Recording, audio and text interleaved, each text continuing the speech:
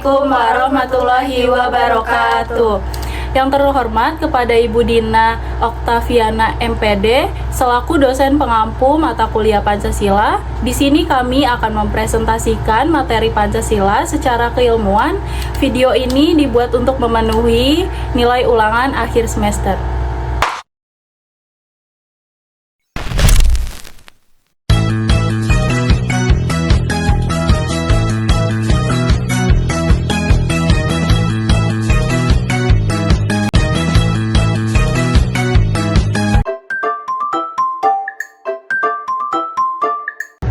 Yang pertama adalah latar belakang. Perkembangan ilmu pengetahuan dan teknologi di era globalisasi membawa banyak manfaat bagi kehidupan manusia, namun juga menimbulkan tantangan seperti melemahnya moral, hilangnya identitas bangsa, dan ancaman dehumanisasi. Karena itu, Pancasila tidak hanya dipahami sebagai dasar negara, tetapi juga sebagai dasar keilmuan yang mampu mengarahkan iptek agar tetap selaras dengan karakter bangsa.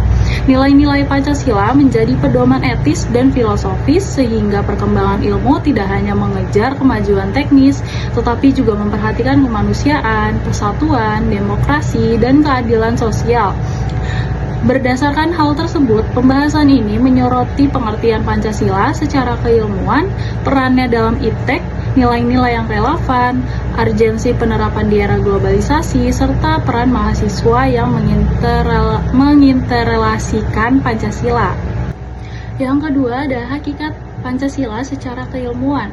Pancasila secara keilmuan adalah dasar filosofis sekaligus paradigma ilmu yang menuntun arah pengembangan pengetahuan di Indonesia agar selaras dengan nilai kemanusiaan, moral, budaya, dan spiritual bangsa. Berbeda dengan Pancasila sebagai ideologi yang berfungsi sebagai pedoman politik dan dasar negara. Pancasila secara keilmuan berperan sebagai metodologi yang mengarahkan riset dan iptek agar tidak bebas nilai, melainkan berpihak pada martabat manusia, keadilan sosial, serta identitas bangsa. Dengan demikian, jika sebagai ideologi Pancasila menjadi pedoman berbangsa dan bernegara, maka secara keilmuan Pancasila menjadi kerangka etis filosofis yang memastikan perkembangan ilmu pengetahuan tetap sejalan dengan cita-cita jati diri Indonesia. Oke, baik. Selanjutnya saya akan menjelaskan objek kajian ilmu Pancasila. Yang pertama ada objek material, yaitu nilai-nilai Pancasila itu sendiri. Yang kedua ada objek formal, yaitu bagaimana cara mengkaji Pancasila sebagai ilmu. Yang ketiga objek praktis, yaitu penerapan Pancasila dalam kehidupan sehari-hari. Yang keempat objek normatif, yaitu Pancasila sebagai pedoman dan norma. Dan yang terakhir ada objek transformatif, yaitu bagaimana Pancasila berkembang sesuai zaman. Selanjutnya pendekatan keilmuan Pancasila. Jadi ada 3 pendekatan utama. Yang pertama ontologis, yaitu membahas hakikat dan keberadaan nilai-nilai Pancasila. Yang kedua ada epistemologis, yaitu membahas bagaimana kita memperoleh dan mengembangkan pengetahuan berdasarkan nilai Pancasila. Dan yang terakhir aksiologis, yaitu membahas tujuan dan manfaat penerapan Pancasila bagi kehidupan bermasyarakat dan bernegara. Pancasila memiliki peran penting dalam perkembangan ilmu pengetahuan di Indonesia. Karena ilmu tidak boleh dipandang netral, melainkan harus berlandaskan moral, etika, serta kepentingan manusia agar tidak merusak martabat dan lingkungan.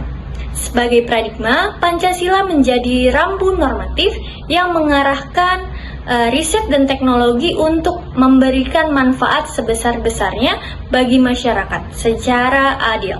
Dalam pendidikan tinggi, Pancasila tidak hanya diposisikan sebagai teori, tetapi juga sebagai kerangka berpikir yang hidup dan mampu diintegrasikan dalam penelitian, inovasi, serta karya akademik. Dengan demikian, Pancasila itu berfungsi sebagai landasan etis metodologis agar perkembangan ilmu pengetahuan di Indonesia tetap berpihak pada kemanusiaan, persatuan, dan keadilan sosial. Namun, Pancasila memiliki tantangan. Pancasila sebagai ilmu itu menghadapi tantangan yang besar di era globalisasi dan digitalisasi, seperti masuknya nilai-nilai asing seperti materialisme, individualisme, dan sekularisme, berpotensi melemahkan solidaritas bangsa. Selain itu, perkembangan teknologi digital juga rawan disalahgunakan untuk penyebaran hoaks dan manipulasi data. Oleh karena itu, Pancasila ini harus berperan sebagai filter etis agar teknologi dan ilmu pengetahuan tetap berpihak pada kemanusiaan, demokrasi, dan keadilan sosial. Dan di bidang pendidikan, generasi muda juga perlu untuk memperkuat dengan pendidikan karakter berbasis Pancasila agar tetap memiliki jati diri bangsa. Lalu selanjutnya ada studi kasus yang kita ambil dari SMA 58 Jakarta, di mana pada saat pemilihan ketua OSIS di sini menunjukkan adanya penyimpangan praktik nilai Pancasila, di mana guru-guru menyuruh siswa untuk tidak memilih ketua OSIS yang non-muslim. Jelas ini sangat bertentangan dengan sila kedua tentang kemanusiaan dan sila keempat tentang demokrasi.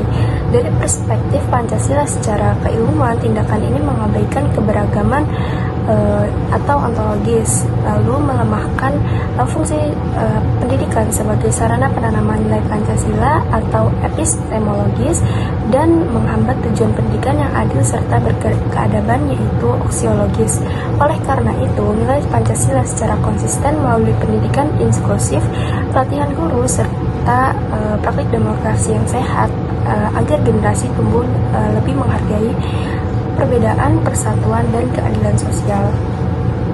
Lalu yang terakhir ada kesimpulan dari penjelasan yang sudah kita bawakan dari awal sampai akhir. Kesimpulannya yaitu Pancasila secara keilmuan adalah paradigma dan landasan filosofis, metodologis, serta etis dalam pengembangan ilmu pengetahuan di Indonesia.